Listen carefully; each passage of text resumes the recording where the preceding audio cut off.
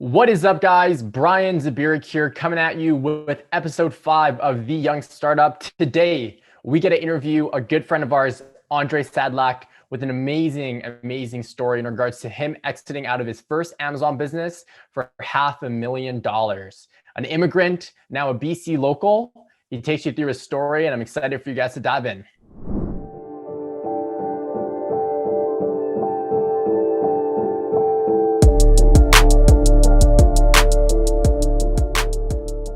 All right, today we got Andri, one of our close friends and a local BC individual. Andri, first of all, thanks for coming on. Thanks for having me. Anytime, man, anytime. I'm really excited for everyone to listen to this story for one. So to kind of sum things up from the first part, and I'll get you to dive into your story in just a second. So I connected, and Eric and I connected through to Andri through the Amazon network. He's been a huge helping hand, not only to us, but to a large community. And he recently exited out of his business for $500,000 USD. So we're going to kind of go through the details of that specifically. But like I said, let's start in regards to a little bit about your story, your Amazon journey. You can kind of get into the nitty gritty of that as well. Who you are, all that fun stuff. Sounds great. Let's get into it. Perfect. Go ahead. Perfect. The floor is yours. Sure. I'll introduce myself as I usually do, that I'm an immigrant e-commerce entrepreneur. My latest business, and actually the first real business that I just sold, was basically Amazon FBA based business. So physical products brand. Originally, I'm from Ukraine. I moved to Canada almost 8 years ago.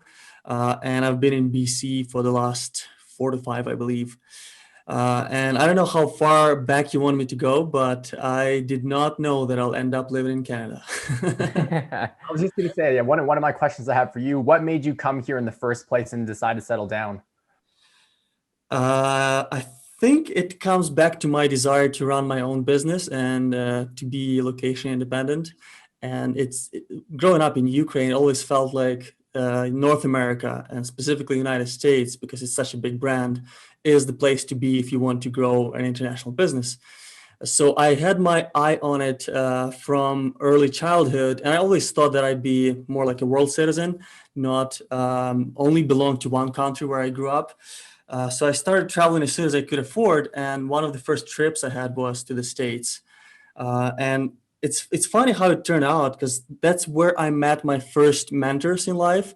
Those were older people, financially fairly well set, and they kind of transferred some knowledge to me just because they liked me.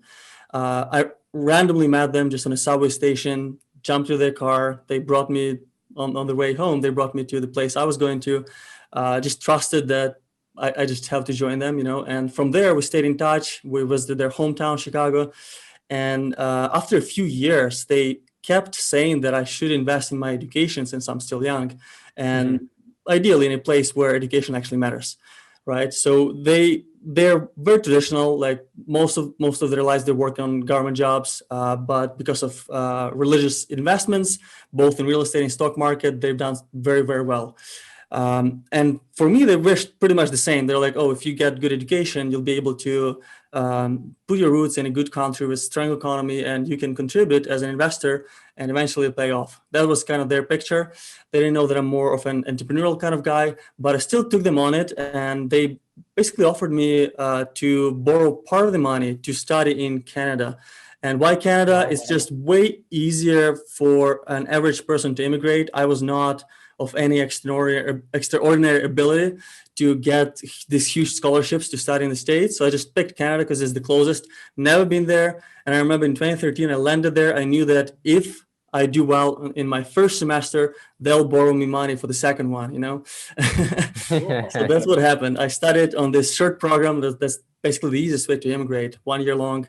So 2 semesters, actually. So 1 semester I paid from my own savings and whatever I made from working in my parents' business back home in Ukraine. Second semester, they borrowed me money because I did study fairly well in the first one. And what was funny, once I graduated, I was like, okay, I'm ready to pay back. Let's develop a plan. Let me send some payments now. And the more I make, the more I'll be contributing to paying back, And they responded in an unexpected way. They were like, okay, how much can you save now towards your retirement? And I'm from Ukraine. Nobody thinks about their retirement until they're 70 there. So to me, it was a weird question, you know. But and I was 23 at that point. I was like, okay, I can save $100. Like whatever you want, I'll tell you something, you know. They're like, okay, how much can you send us every month to pay back the loan? I'm like, I can send you $100 too, and as my salary grows, I'll be sending you more.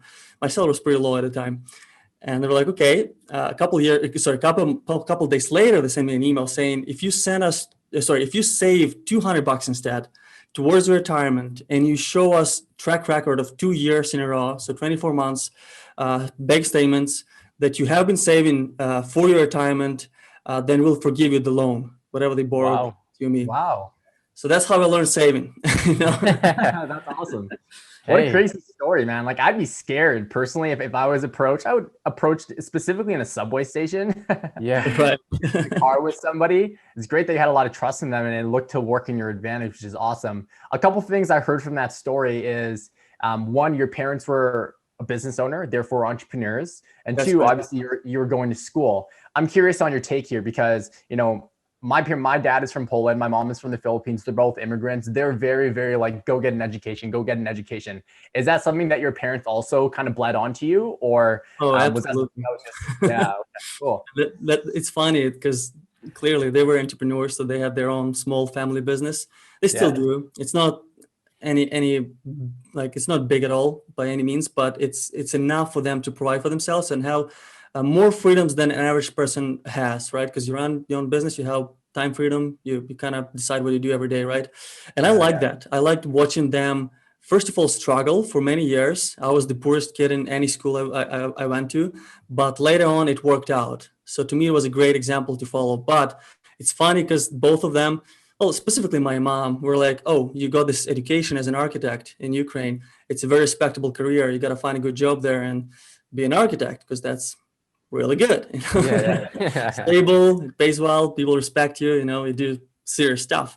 I think she still hopes I'll end up being an architect, but sorry, Mom. What did you end up studying in Canada when you came in here? You said it was a low-level program. Was it anything specific, and what kind of career opportunities did it lead to afterwards? Yeah, it was a business program, international business management or something like that, post-grad certificate. So anyone who has a bachelor's degree could go there. Basically, this is the easiest program I could find that I knew that I'll manage it no matter what, and I'll be able to stay here because immigration is pretty straightforward once you have education here in Canada. Cool. Sounds good. So, you know, fast forward past that education, what did you do right after? Did you get a job? Did you start the business? No, I wasn't ready yet. I did get a job because I needed that. I think it was 1 year minimum experience in Canada to qualify for the immigration. So I found a job in logistics. It was more like luxury relocation. So more customer service than actual logistics management. But it was a really good first job because I did learn a little bit about local culture. How do you talk to people? How do you convince them to go with your company versus somebody else's? How do you follow up? How do you convince them to give good reviews and stuff like that, bring you new clients? So like it was half sales job, half customer service, half project coordination kind of job. Wasn't really paid that well, but I took a lot from it. Like I feel like that was a great foundation. Yeah, it sounds like some crucial skills that you need to run a business. Like you need to know how to sell, you can communicate to people. You need to know how to do some sort of coordination or project management of some sort because there's so many different moving pieces, especially when you're first starting off. In customer service, that's something that's absolutely you can't forget about that. So funny how things play out. Right.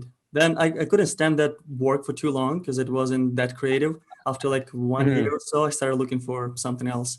And I knew that, okay, 1 year's done. I qualify for immigration. It's just a matter of time for the Canadian immigration to process the papers, basically. So I started looking for another job. And I always wanted to live in British Columbia. When I was still in Ukraine, studying architecture, I knew a lot about urban planning and that stuff. And I knew that Vancouver was one of the most livable cities in the world. And I looked at the pictures, I checked videos. I was like, wow, that's the place to be, you know? Yeah. That was my long-time goal. I wanted to move here.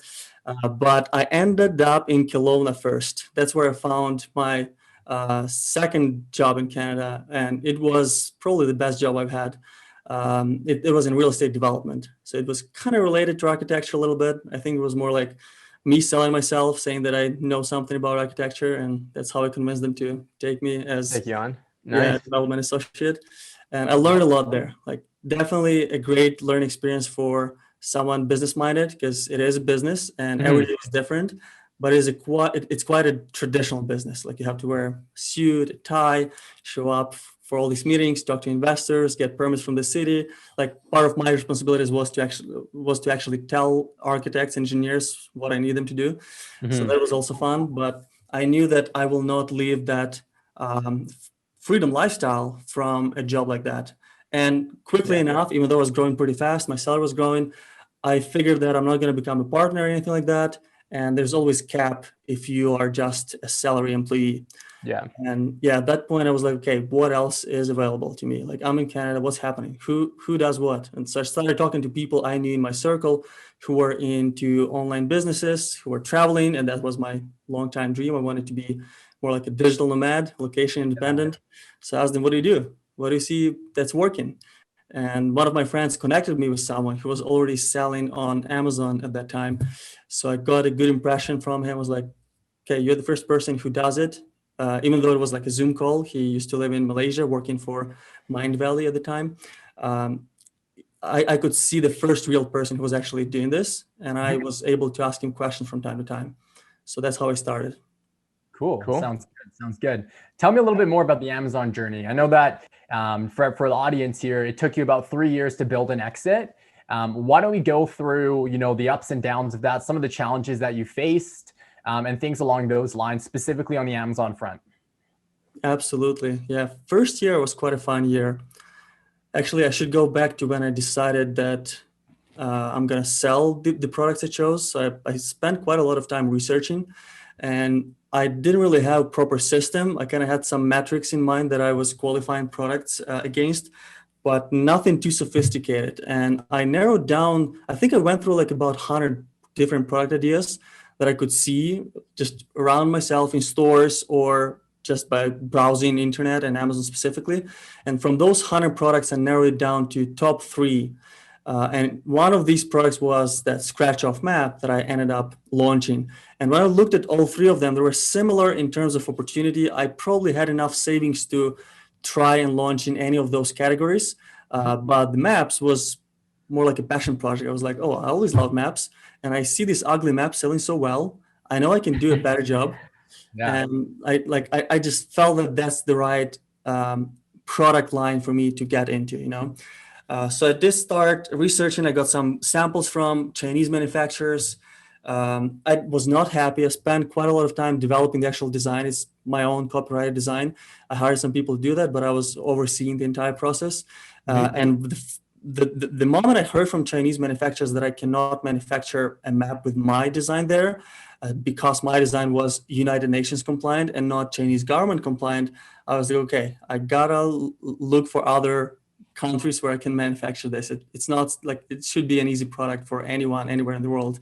It's not that easy. There's some technical stuff that manufacturers have to know really well to do it well. But I've ended up launching it with manufacturing in my home country in Ukraine. And that's where I was able to keep my United Nations compliant design and not adjust Taiwan, Hong Kong, South China Sea, and show it the way the Chinese see, not the rest of the world, So that was quite a process, probably like 7 or 8 months from the moment I decided, okay, I'm going to launch Scratch of Maps until the time I actually had my very first sales. Cool. One thing I'd actually like to bring up there before we get into the next little bit here, Andre, Scratch Off Maps. It was one of those products, and I knew it because I used to see it everywhere, right? It was one of those products that I almost feel like, and I feel like I heard this from you or from somebody, but Scratch Off Maps was one of those products that people were like, stay away from. Yeah. I don't know when you got into it and if that was the right timeline, but was that ever a fear for you, or like, did you know that it was one like potentially a fad or something like that? Like, what was your ideology around all that? Especially because it took you 9 months to validate that product. Like, you were first aware of it at the first month. 9 months throughout that process before you even sell, a lot can change in 9 months, right? And we know that in the world. So yeah, I'm curious to hear about that as well. Yeah, and for everyone listening who's into Amazon, I definitely would not recommend you develop a product for like 9 months before you launch. Speed is way more important than perfection here. But I was probably doubtful at that time, and I didn't want to launch something that's not perfect in my opinion. It was still not perfect, but perfect enough. Mhm. So that's why it was so long. I was like working on the design and getting samples. I was never happy until I was happy. Like I didn't want to launch, right? Not a good approach again, but I see what you're saying, Eric. Yeah, a lot of people were saying, like, do not launch this product. Like, I even remember David Zaleski, our common friend, talking about it in one of his videos. Like, you don't Yeah. want to launch Scratch Off Map. And I was like, oh, I just launched them. So What do I do now? that's hilarious. Yeah, and I could see it on a list of products not to launch by different Amazon resources. I was like a little concerned, but at the same time, I was like, well, if it's the best in the world, there's probably enough market for me, you know? And Yeah. that was my target. Like my product was always the most expensive one, Mhm. both cost of goods wise and on Amazon, like a listed price. And I could justify it. And I think that's why I survived. The competition was fierce, that's for sure. Yeah, yeah. If there's a will, there's always a way. 100%. I love it. I love it. Yeah. So if Now, you want me to go quickly through my first year in the business, yeah, let's do it. because there was quite an event that shaped me and made me who I am, basically. In the first year of me selling these products, I think it was order number 3. I was very confident because when I launched in December 2017. I could see sales coming through. I was still sitting at my office job at the desk, checking the screen on my phone, seeing how many more items I've sold so far, and it was growing like every other minute. And I had no idea what I was doing. Like it felt amazing because I was like, oh, it's working, and it's not Yeah. that hard.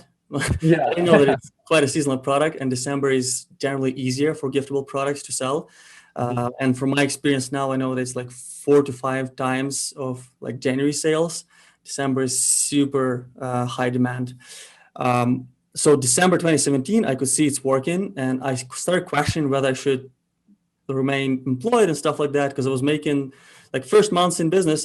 I could see that I was making more in a day with this new business versus me working for someone on this day job. So I was pretty excited.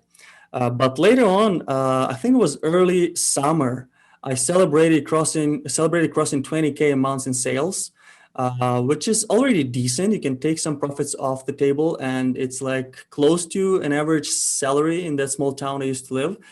Um, but a few weeks later, I started receiving 1, 2 star reviews and a lot of emails from people saying that my scratch off map cannot be scratched. Oh man. Yeah, so it was not working. There's something wrong with it, and I didn't know that. And at the time, I didn't have a proper quality inspection process. And to spice things up, a few weeks later, I was laid off. My employer asked me to leave. Oh wow. So Wow. I Talk lost my about a main, shift. exactly. I lost my first, not first, my only source of income, and I lost my business, which was supposed to become my main source of income, within like probably a month or so. And like at that time, I was not sure what to do, but I was like, well, I already have this Facebook community that I built for this brand. People know me. People know that I created this product, and it is the best possible design you can think of for travelers who want to track their travels.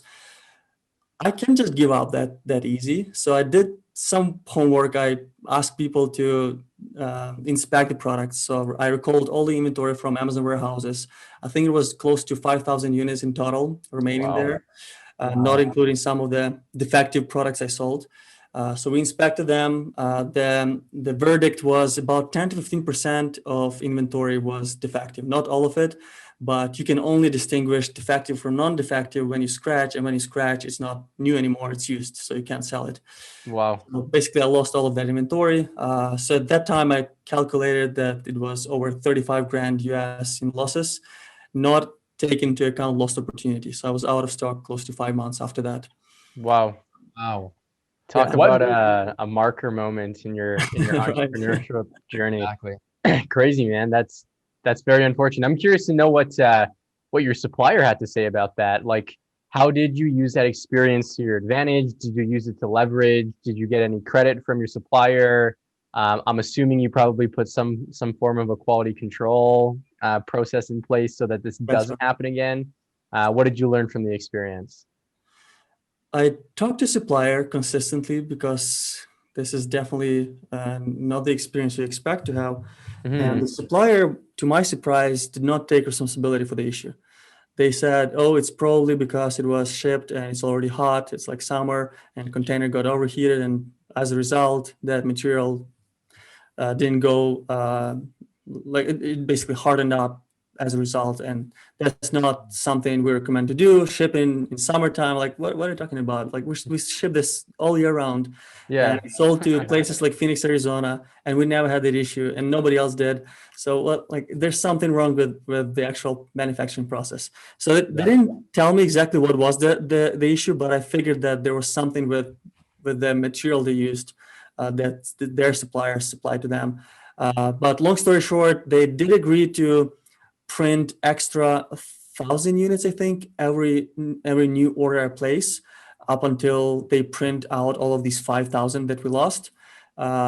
If I order at least 2,000 more, I think. Wow. That was the deal. So if I order 3,000, then 1,000 is free, Yeah. Yeah, and it like it's to me it's not fair, and there's a lot more losses than just the cost of goods. Like shipping Yeah. itself, I had part of it shipped by air, and all of this time that I was trying to get back in stock and fix the issue, all of that time cost me money too. And even sending that inventory to garbage, like it costs money, right? They're like, okay, it's all your problem. We're not really responsible. Someone else is responsible for this. Yeah. So at that point, I knew I had to find somebody who would be a more reliable manufacturer, which I later did. As soon as they did deliver on their promise, so I got these 5,000 extra made over the course of 5 next orders. The 6th order after that was with a new manufacturer, which is way better overall, like Awesome. quality-wise, communication-wise, everything. So a lot of lessons learned. And also, yes, as you said, I had to develop a proper quality inspection process. And in Ukraine, it's different than China. It's not that easy to find an inspector. Manufacturing is not like the main economy driver there. So I basically had to find someone who had that can-do attitude, who was like, yeah, I can do this. And we developed that inspection process together with the manufacturer and with a quality inspection guy who lives locally. And it's probably way more sophisticated than anything I've done with Chinese manufacturers later on too. Cool. Sweet. That's awesome. I'm curious here because you said you lost 5,000 units, you lost your job simultaneously. How did you, well, first of all, great that you persevered through that. That's the life of an entrepreneur. But where were the funds coming from? How are you able to continue on with the rest of your inventory and your business? But also, like, how do you support your lifestyle when you don't have any income coming in now? Yeah, I had mortgage at that point, which felt kind of scary because maybe because I'm from Eastern Europe, most people don't borrow much during their lifetime. So to me, even though it was quite an expensive property, the payments felt like a burden. But I was like, okay, it's an opportunity for me to level up and find a way, So I just I was looking for any gigs I could find. So I think most of the time I was delivering skip the dishes, so delivering food at night. Nice. And that paid for some of my expenses. And also I listed my home on Airbnb. So we had that extra bedroom that we didn't use. It's just two of us, me and my spouse. So one bedroom was free all the time. So we just rented it. Most of the time it was rented, and it was summer, so it's quite high season in Kelowna. And also on weekends, I listed the entire townhome on Airbnb, and every weekend we had it booked. We just jumped in the car and went to explore some nearby beautiful mountains or lakes or whatever. We slept in the car or in a tent, so the townhouse kind of paid for itself. So that kind of approach saved me, I think. And also I borrowed money on a line of credit. I didn't tell the bank that I lost my job, just borrow money to pay for the new inventory order. So I paid for it. And at that time, my Strata sent me a couple of warnings that I shouldn't be Airbnb-ing my townhome because it's against Strata laws. They probably just learned what Airbnb is at that time in 2018.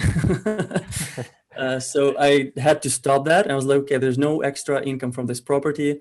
And the reason I built this business was for that location independence. I wanted to try that digital nomad lifestyle.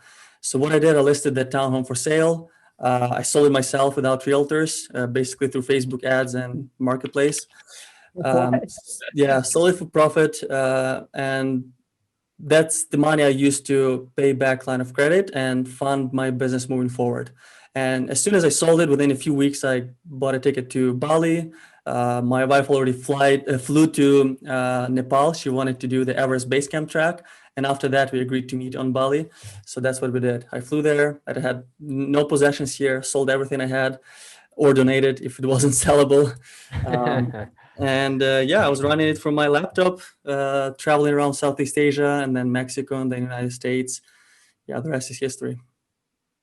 Wow, what an Man. incredible journey, man. That's literally the life of an entrepreneur in perspective. And I can't wait for people to hear this, because that's going to be like, you can do it exactly like Eric said. If there's a will, there's a way. You can figure it out. So kudos to you on that. It's amazing.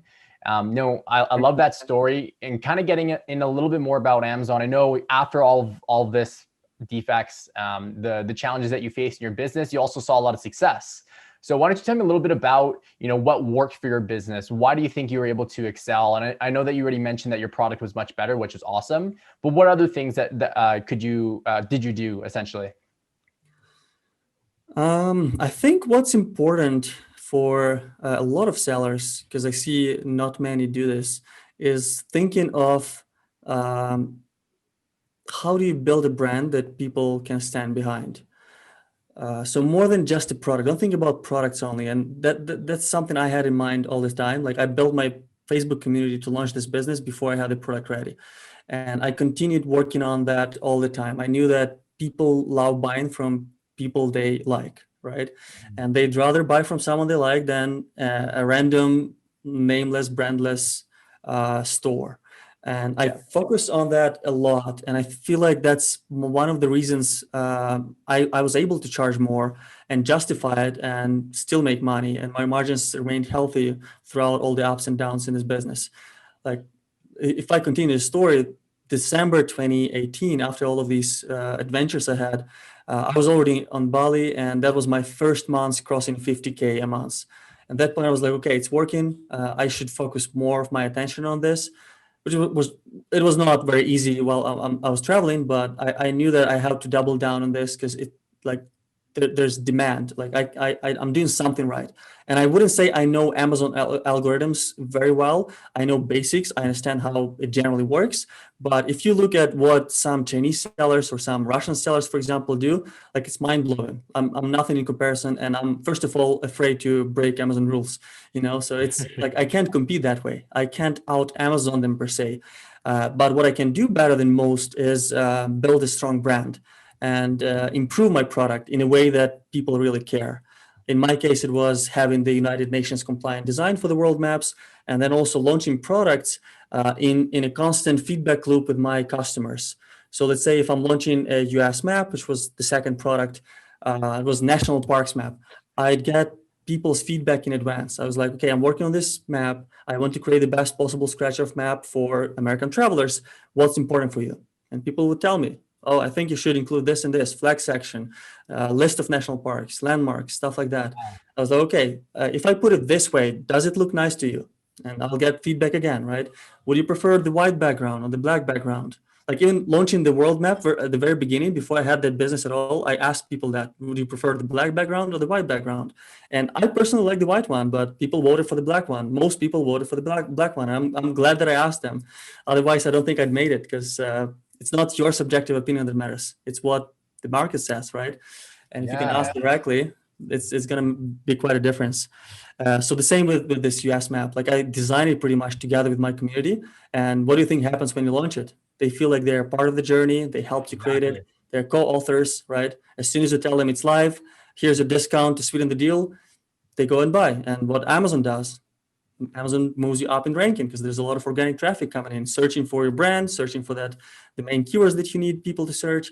It's not something you pay for, right? So it's business-wise, it also makes sense, but it does require a lot of extra work for sure. Yeah, that's awesome. That's awesome to hear. Very similar, I think you hit the nail on the head. Build a brand and find a product that's differentiated. Now, you're getting feedback and you're soliciting feedback. Was that purely through the community that you built on Facebook? Mostly, yeah. I also had a little bit of email list from past buyers, so I would ask Yeah. them too. Yeah, Yeah, both of amazing. both of I love those that. traffic sources. Yeah, that's the importance of a community, right? Like you can utilize them, and I think a lot of people miss out on that. You know, we as sellers as well, we missed out on that. We've built out a social media, so we do have a community, but we didn't utilize it. So I know that's something that we're working on together, Andre. But Mhm. so important. And I've talked to a few friends that are big in the e-commerce space that don't sell on Amazon, but they sell through Shopify. You know, one of his brands is a clothing brand, and he said that if he wanted to get started with that, he knew that the most important thing was building community and driving you know, reviews through that, having people actually like be a part of that community, and Right. that's how you can really get people starting to talk about it. And it's just much easier because people trust people they know, and if you can build out that community, it just has that trickle down effect. So very, very, very Exactly. important these days. And you know, with the e-commerce world and how it's going in today's day and age, of course, it's only going to become more important. So I Yeah, I love couldn't that. agree more. Like I personally feel that private label is dead. It's only Yeah. proper brands that will survive long term. Because if there's nothing unique about your product, you're not the only solution to something, and your brand has no value whatsoever. You're only competing on price, Yeah. and from there, there's only one way down, right? Yeah, absolutely, absolutely. Andre, I had a question about you know, with your designs and how they were different. And I know it's probably different than how it is now, but how were you able to communicate that value that you had the only UN or United Nations compliant design through your main image per se? I'm assuming that a Mhm. little bit of your title came into play, but was there anything in specific that attracted customers to be like, hey, like I'm clicking this listing and nobody else is, because ultimately you had the higher price. So it had to be something that people were like, okay, I'm going Right. there. Yeah, very important question. And here, I think two things are important. First of all, you need to convert people who scroll through Yeah. into visitors of your listing. So main image is critical. You need to work on it. And I think I tried probably at least a dozen different main images over the time. And I would always split test and see which one performs better. So you have to be smart about it. You have to be rational and see what actually gets people into your listing, because if they don't end up on your listing, how do you convince them that they should buy from you? It's Right. hard. For main image itself, from the title, it's not enough. You need to tell them the story, right? And in my case, I would tell the story through the highest possible quality of product images. And in my case, I can't say I use the same models for all of the products, but I use the same models for most of the products. So I hired models, I hired very professional photographers, and I knew exactly what I needed. It's not like, hey, here's the product, I send it to your address, take pictures. I was extremely particular, and even though the pictures were done in Ukraine, it was just logistically easier and also cheaper. I was up all night while they were taking pictures at that time, and my friend was there to communicate what I need. So I was Nice. overseeing the entire process, going through my specifications, if you can call it that way, with lots of different references, complete long ass descriptions of what I need in that picture. So I definitely paid more than average seller would pay for product photography, and I think it's important to do so because you want the best results. You want people to fall in love with your product when they look at the pictures, because that's the Yeah. only interaction they have. They can't smell it, they can't touch it. There's nothing else they can experience. It's just the visual, right? So my visuals were probably the best in my category, and I always kept improving them. Like even if somebody copies, within a month or two, I'd be already with better pictures, right? I So love it. in that regard, it was hard to beat me, right? But price wise, I was just the most expensive. Everybody else would beat me, right? So if someone's looking for the cheapest scratch off map, they could easily find and buy from somebody else.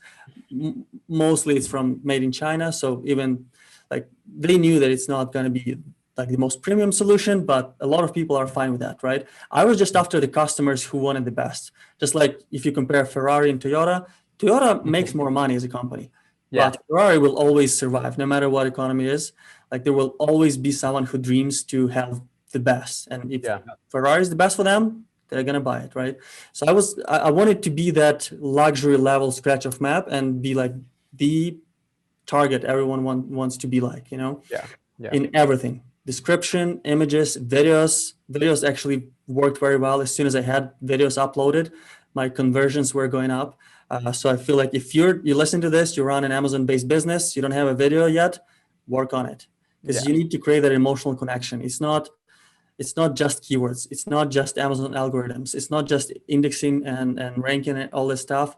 Amazon will be checking how many people from the ones who ended up on your listing actually buy. And if you can increase that number by connecting emotionally and like being that human brand, why not, right? Love it. Absolutely. Yeah, that's what you get for really being in the business, right? And like the amount of care that you need to run a business, like this is like everybody needs to do the like every single portion of the work until they really, really understand it, and then maybe start thinking about potentially hiring out. But I love that you're just like you're in the dirt, you experienced it all, you knew exactly every single portion, every single competitor, new people that are coming in, and just adapting. That's just what happens. Like every business has their ups and downs. It's really what it comes down to. So that's really awesome. To kind of piggyback off that point, adapting.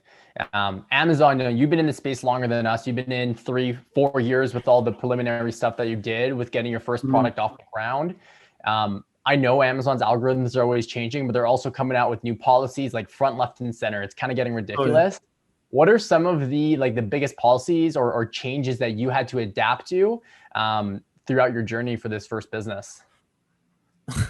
Yeah, quite a few. I remember when I was starting, people were just talking about Amazon suspending accounts for review manipulation. So around the time I decided I'm going to join Amazon as a seller, people were still incentivizing reviews left, right, and center. It was not a big deal. Like that was a norm, So that was the first adjustment. I knew that, okay, I'll have to figure something out because I will not be able to basically buy reviews. That was already in the history. And then they always adjust their terms of service in regards to communicating with customers. And that's kind of why I have this love-hate relationship with Amazon.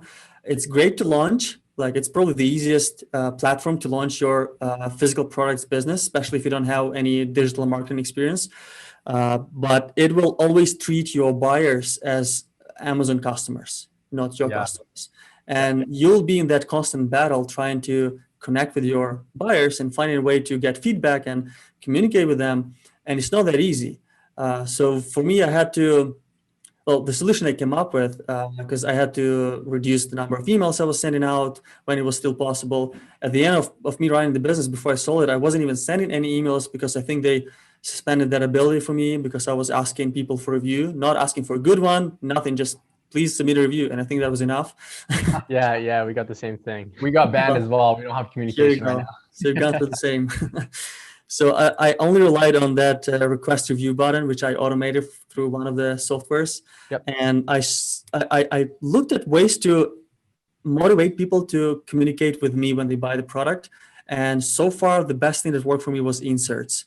And I know I talked to you about it. So my insert would basically encourage people to go to my link to get a freebie. In my case, the freebie was not a physical product. And I also was very, very careful about the way I worded, because sometimes Amazon can check what's happening there. And if you really incentivize review by doing something extra, then it's extremely risky, right? And I didn't want to do that. So my freebie was basically an ebook. Very, very high quality ebook for American travelers about 21 epic hikes in the United States. I hired people to do that. So it was like almost National Geographic level quality. And people were giving me good feedback about it too. So I asked, first thing I asked in that follow-up sequence, which I built through ManyChat, was, would you like to apply for the lifetime warranty? Which is, I believe, the reason I got suspended earlier, which we can talk about it later if you want, but I asked them later, so when not on my listings now, but in that follow-up sequence. And a lot of people left their emails, so I could add them to my sequence and continue communicating with them that way. Then I offered that freebie. Then I offered freebie number 2, which nobody expected, which is join my travel community on Facebook. So a lot of people joined that community as well. By the time I sold the business, it was over 6,000 people. So I think that was quite an asset by itself too. Absolutely. And then after that, I would ask people, how did you like the product? And if they said, if they replied, then I'd be like, oh, would you please submit this as a review? And if they said something that's not that good, I would communicate with them to fix it. And I always had that as my number one priority. Every day, like every minute I'm awake working, if I receive an email or a message, I always check if it's from my business, because if it's from my customer, I have to reply as soon as possible. I had like 1 hour reply policy, and usually I'd reply within minutes. And that alone already makes that wow effect enough for you to use to ask them, hey, would you mind submitting a review? Did I fix the problem? Yes, amazing customer service. They'd be happy to support, because they do not expect that, right? Yeah. Mhm. Yeah. Okay. Go above and Sorry, beyond. I think I wavered a little bit from the question, but did I miss anything? No, that was awesome. You did touch on something that I would like to pick your brain out on now, and I know that we skipped on it before, but you got suspended. Yeah. What was the reason that they told you, and how long was that suspension? So fortunately, it was not account suspension. I think it was suppressed is the right word. So my main listings, and at that time I only had 2 products live. So one listing with 2 variations. In November, which is high season for me, these 2 variations, so the entire listing was suppressed. And you know how Amazon communicates that. That's kind of explaining why I hate Amazon. It's just generic list of all possible reasons, and you figure, right? And to this date, I'm not 100% sure that what I assume is the case, but I like basically to me it was 2 weeks of trial and error trying to please Amazon to change something that I assumed they had an issue with, and ask them, hey, take a look, I fixed it. And in those 2 weeks period, I finally nailed something, I think, because as soon as I changed that, I removed a part that was saying that I promised lifetime warranty, they reinstated those listings. Interesting. Yeah, but it was quite a devastating experience, because November, like for me, I probably lost at least 50K in sales because of that. Wow. Great. That's awful. Yeah, that sucks. Okay, cool. And I'd love to- ranking, everything, if you're not selling, you know how it affects algorithm. Yep. 100%. Yeah, that taught me something as well. Yeah, absolutely. I'd love to dig in more so now in the buying process and the selling process. And the first question I have for you is, what was that marker moment, or that moment where you decided to sell your business? Like, what were the things that you looked for? Yeah, I'm just curious about that. Sure. Well, I remember one day when the business wasn't doing super well. I was kind of frustrated with me basically spinning my wheels, not having much results. And I wrote down a goal to sell it for 500,000K. And at that time, it sounded like a crazy number, especially for me as an immigrant, because my parents probably never made that much money in their entire lives. So I was like, okay, if I sell it for 500,000, that'd be amazing. It would mean something to me, and I can move on. And from that point onwards, I think my mindset towards business shifted. I didn't treat it like a passion anymore. I was like, okay, what do I need to do for this asset to become attractive for someone in the future? And what's funny, as I worked on improving all of the processes, automating everything possible, working with a VA at some time to build some SOPs, minimizing my expenses, looking for ways to make it just a really nice business. I started questioning whether I should sell it, because it was becoming so much better than what it used to be. So I feel like even if you're listening to this and you're running that online business, you don't think you ever want to sell it, it may still be a good exercise for you to talk to a broker and see what buyers expect. And if you improve your business to the level that it's sellable, it may become just an amazing business for you to hold on to. And that was the case with me. But at the same time, I felt like intuitively that I should move on, because I spent about 3 years playing with those maps, was developing the product more than that. And I felt like I can do better. Like I felt like I can get into a more impactful niche and do bigger stuff with what I know, right? And that was basically the reason behind listing it for sale. And yeah, I think it was more like emotional, because rationally it's doing better than it has ever been doing. If I were to keep the business, I'd be making way more money, and if I sold it later, I'd sell it for more. But I still think it was the right time, because I freed up my mind for something new. Totally. Absolutely. Love it. What when you first approach an agency to kind of understand the buying process and what buyers look for, what are some of those things that buyers typically look for? What do they appeal to? What are they also neglected to? Like, what do they steer away from? Top things.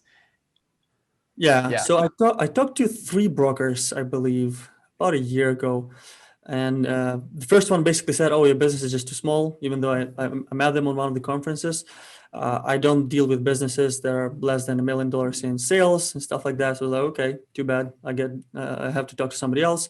So I talked to 2 more brokers that I was advised to talk to from people I knew. One was, I probably shouldn't talk about names because both of them were amazing overall. Like, I like them as people. They both helped me. But the first one was my choice because they charge 10% commission on the sale. So I felt like, oh, 10% is better than 15. The other ones was charging 15. So I should sell with them. They probably have the same access to buyer's pool and stuff like that, which I was wrong about, I feel like, because my experience with the first broker was not the best. Like, I don't think I had enough interest for the value I actually built.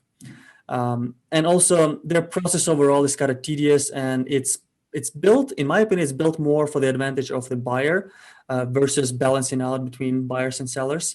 So let's say, quick example on that, as soon as you receive a letter of intent, so basically if you sign it, you pre-accept that offer that's kind of in the making, you're off the market. You don't talk to any other buyers. It's listed as pending, I think. So no one else is looking at your business really. And then you're in due diligence, and that due diligence period can go longer than expected. And it did. I talked to 2 buyers with that broker, and it took probably twice as much time as we planned for. And what happens by the end? Usually they don't come back saying, "Oh, I fell in love with this business more than ever. It's better than I expected. Let me offer you more." They usually come back with some kind of concern, whether it's real or made up, and they try to bring the price down and get it, like, make it a deal for them, right? And all this time you had no other interest from other people, so it's kind of lost time, right? You're only working with one party. But with the other broker, the one I switched to, that process is optimized for the benefits of both. First of all, unless the 100% of the payment is already in a broker's bank account, your listing is still active and people can submit offers. They can look at it, they can check all the information, schedule interviews and stuff like that. So that's the major difference. And also, even after the entire payment is there, there's 2 weeks period for the buyer to check whether there's no grand misrepresentation. So it kind of protects the buyer too, which is nice. And in that 2 weeks period, usually that's enough for you to transition the entire business. After that, there's still like 45 days. I think that's their standard, that I had to talk to the buyer and explain all the processes, but we didn't even need that much time. But long story short, I feel like it's overall built to the advantage of both buyers and sellers. And because there's a broker in between, they take care of the entire process. It's all safe, all the payments are secure. And even if there's like profit sharing moving forward, because some deals have that as part of the payment, as part of the compensation, then broker still takes care of that, makes sure that it goes through, because they get commission from that as well, right? So I feel like you should look into selling through a broker, unless there's a buyer that you know personally, that you believe is a great new owner who's going to take the business to the next level, or whatever other agreements you have that may be more beneficial. But I found 15% with the new broker be more beneficial to me, even though it's higher. But 2 things: one, they don't charge it on inventory. The other one did. So inventory is just one-to-one transfer. And because they had bigger, they have bigger market span overall, so they have a bigger pool of buyers. I ended up in a bidding war. So I did sell for more than initially planned as a result. I had way more attention, way more eyeballs on my business, and that's always good when you're selling a business. So it did definitely work out to my advantage, even though the commission itself sounds like higher. Yeah, I think your business is very similar to this the agency you decided to go through. They're obviously providing more value. It may seem like a higher price, just like your product was a higher price, but at the end of the day, the value was there and it made sense from a logical standpoint. I'm curious here. What's the typical multiple that you would sell a business for, an Amazon business for specifically? It's hard to say because the multiples are growing like crazy now. When I was listing the business, I knew it was around 3x trailing 12 months profits. Okay. So let's say if you made 100K in a year, then you can expect to sell it for 300K. But it's not that straightforward anymore. It's all basically supply and demand. And right now, looks like the demand for the businesses like that is crazy. So multiples are going up. But if mine already sold his business approximately of my size, but the multiple was already higher. And it was like a month later, 2 months later, right? So it's changing. And there's a lot of institutional money flowing to e-commerce now. They want to buy businesses that have established their presence online. So if you're thinking of selling, now is probably a really good time. And also, the broker I used uses average monthly profits, not annual profits, which I think is also good if your business is growing. So the trend is going up. Last few months would probably be more profitable than the beginning of the year, and that works out to your advantage as well because then they just use monthly multiple, which is similar if you turn it back to 12 months. But if you only average out, let's say 5 to 8 months, then you're definitely getting a better deal overall, right? Right. Yeah, makes sense. Cool. Alrighty. Well, now Andre, you got money in the bank.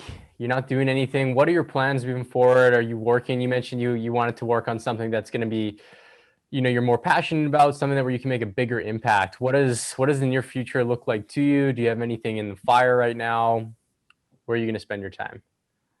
Yeah, that's the question I hear from everybody nowadays. First of all, I don't feel like it's a lot of money anymore. That's one. And also maybe because I live in Canada and the business is in the States, so now I have to figure out taxes, and not everything's going to be left in my pocket, unfortunately.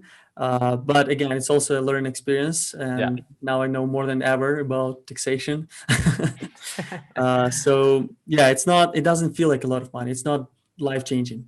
I can't retire on this, and I wouldn't want to anyways.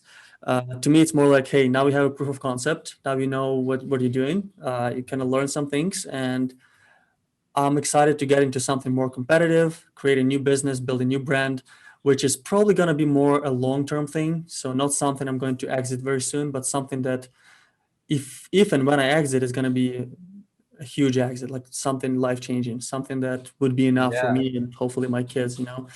So I'd like to build my legacy with that next business, hopefully. But again, I haven't even found the product line. I just know the direction so far in my mind is kind of health related because that's my personal passion right now. And anything I can do to help people improve their health, their productivity, if I end up running a business around that, I feel like I'd be passionate about it for quite a while. And to me, it's important. Some people just look at logistics. They look at some products. Oh, it makes sense. There's profits. I'm going to do this. For me, if I lose interest personally, it's hard. Like I'm pretty lazy. It's hard for me to make myself work if I don't care, Yeah, fair enough. That's awesome. Well, I'm excited for your future. I'm excited to be a part of that, hopefully, in some way or another. We're going to be friends, of course, but I'm excited to see you go through that journey there. And now, to wrap things up here, we always like to end it by asking what advice you could give to new sellers, but also just like, what we're trying to do with this podcast as well is I think, a big portion of our market as well is going to be younger individuals, people that want to get into business, have the ambition, don't really know where to go. So 2 parts to this question. Number 1, what advice can you give to new sellers or sellers wanting to get started? And then number 2, kind of life advice for these young, ambitious potential entrepreneurs. What kind of advice do you have for them? absolutely. Amazing question. I would say first and foremost, even though business is kind of a rational thing to do, people love numbers, they do what makes sense. I recommend people to always remember that relationships will always beat algorithms. And I'm kind of living proof to that. I'm not the most tech savvy person and I don't know Amazon inside out, but I know enough. The rest of at least that little success I had comes from me taking real good care of people in my surrounding. Like I made real friends from people who are in my travel community from the business I built. And I met them in real life. I'm like allowed that I can build a business that I care about, and the people I serve with that business are the kind of people I'd love to help. I think that makes a big difference. People feel that, they feel the care. So sometimes a higher ROI business may not make sense for you specifically, because if you are self-aware, you know what you really care about, and you focus on building relationships in that space, you'll probably achieve more over the long term than you would have otherwise with something that's just a new shiny thing, you know. Absolutely. So yeah, definitely focus on building strong relationships. Think long term. Even if you feel like, oh, I gotta build a business, sell it in 3 years, still treat it like it's a at least 10-year project, you know, because if you do that, you'll do stuff better, and that asset is gonna be growing as a more valuable asset for someone to actually be able to keep it for 10 years. Because it's like if the business is not good to keep, it's hard to sell as well, you know. So think of it that way. And life advice, I just say, if like, just look at me, you know, like I'm not a big shot or anything yet, and I don't think I'm aiming Yeah. to be famous or anything like that. But when I was growing up, I was dreaming to have sneakers. That was one of the longest time dreams I had. Like, now I sold the business for $500,000. If I were to tell myself at like teenage years that I'd have that result when I'm 30, I'd probably be pretty pumped. And I don't think I ever had doubts that I'll end up like being comfortable financially. Uh, but I think mindset plays a big role, and you want to work on that in order for you to believe that whatever you dream about is possible. And if you don't just dream, but you like, your belief is, it goes beyond your mind, and you actually act upon your dreams. You do whatever's necessary every day, all day, every day. You're consistent, you're persistent, no matter what happens, you're just unstoppable. There's nothing that can stop you. Like, it's just a matter of time. So if you Yeah. know that your approach is right, your mindset is positive, you're treating everyone as a friend, like you treat everyone equally, no matter where they are, you help others, you give before asking, it will always come back from unexpected ways. Love And it. Law of yeah. attraction. Exactly. Absolutely. I love that. I love that. I love awesome. that. Yeah, great advice. Awesome, Andre. Well, hey, I appreciate you you jumping on this podcast with us. We got lots of value. I know our audience will as well. To wrap things up, where can people find you? What's the best way of communicating with you? Instagram, anything, any type of communication. Sure, I'm everywhere, I think. So if you just look up my name, whatever platform you use, you'll find me. It's Andri Sadlak, or you can just go to andrisadlak.com. I'll spell it out, ANDRISADLAK.com. You'll find what I'm working on. You'll see what I'm up to, and there's always a way to connect with me through that website. Alrighty. Cool. Well, Awesome. thanks so much, Andre. It was a pleasure. Andre, thank you. Thank you. Thank you, guys. Thanks for having me.